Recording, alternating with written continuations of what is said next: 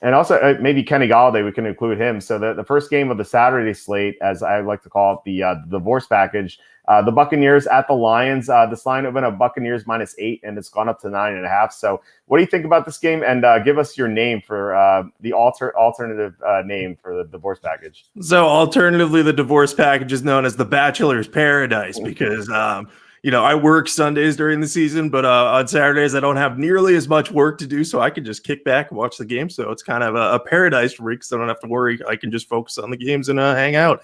But yeah, so gotta love that Saturday football. And I'm gonna be on Tampa Bay here. I just think the Lions are cooked. I mean, we saw how they looked against the Titans. Like, credit Matthew Stafford for playing through that painful rib injury, but this defense there's nothing there. Like, there's no motivation for them. They're not playing well. They're missing some key players on that side of the ball.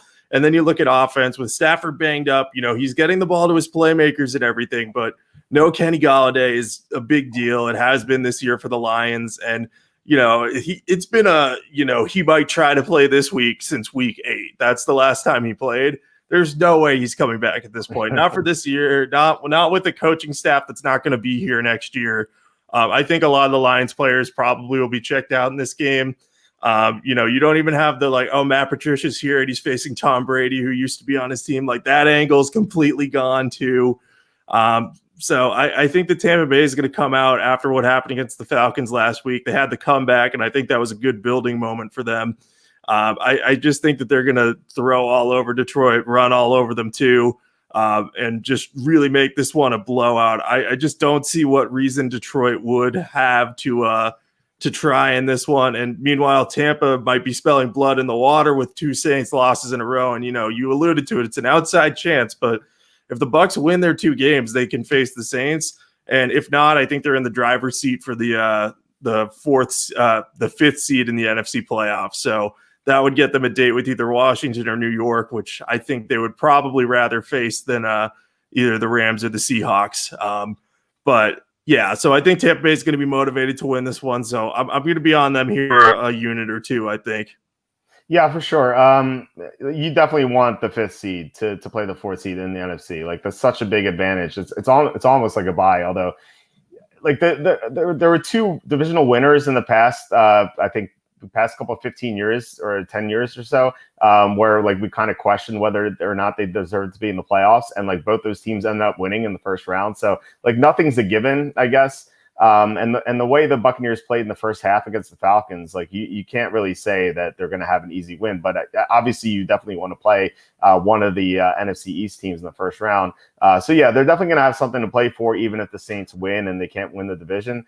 And I think you're right. Like, the Lions don't really have much to play for. This is not a divisional game, so it's not like this is a big rivalry game for them. Like, kind of like the Bengals, they just like tried super hard against the Steelers because they wanted to beat them so badly. Like, there's no incentive here for the Lions.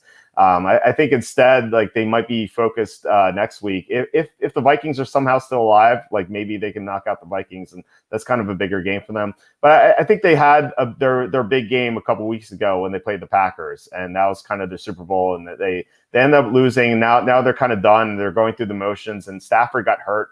He got hurt in the rib area in the fourth quarter last week, and the Lions are just down so many players. They're down 3 of their top 4 cornerbacks. They're down 2 defensive linemen. They're down 3 offensive linemen potentially. I just don't know how they're going to compete with the Buccaneers. So I think the Buccaneers are going to win and cover. This line is just so high. There's no value here. So I don't know if I'm going to bet this game, but I think Tampa is definitely the right side.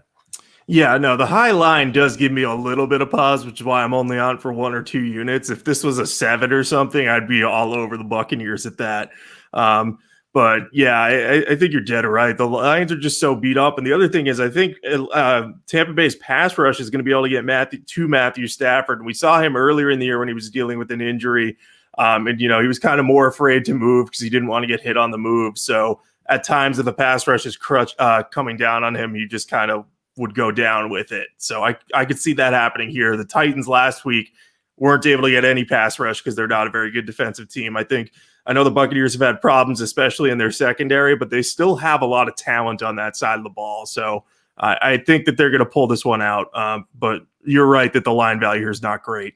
Yeah. Happy holidays to your dad. He just commented there. So that's definitely cool. Yeah. Happy holidays to everyone watching this. Yeah. Too big of a number for the Bucs. I agree, but I really don't see how the Lions to stay with it.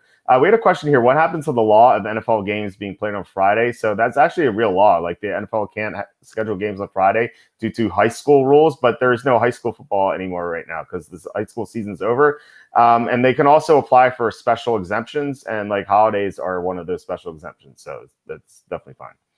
I did not know that was a law. So I learned something new every week. It's so weird. Like they have Thursday football and then they don't have Saturday because college, but they have Saturday late in the year. But like they never have Friday football unless it's a weird thing. But it's actually a law. Like they want to protect the sanctity of high school football. It's very strange, but that is actually a law.